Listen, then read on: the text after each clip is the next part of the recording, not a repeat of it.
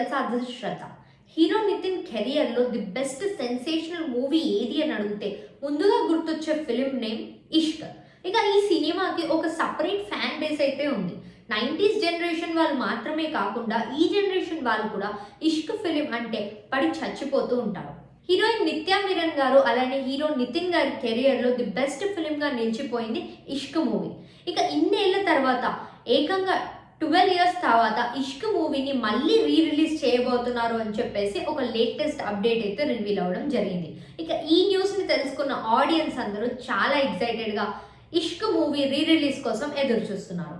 ఇక 2012లో రిలీజ్ అయిన ఈ ఫిల్మ్ మళ్ళీ 12 ఇయర్స్ తర్వాత 2024 నవంబర్ 30న మళ్ళీ రిలీజ్ పేరుతో మన ముందుకు రాబోతుంది అని చెప్పేసి ఫ్యాన్స్ అందరూ ఫుల్ ఎక్సైటెడ్‌గా ఉన్నారు. ఇక ఈ ఫిలింలో సాంగ్స్కి అయితే ఒక సపరేట్ ఫ్యాన్ బేసే ఉంది.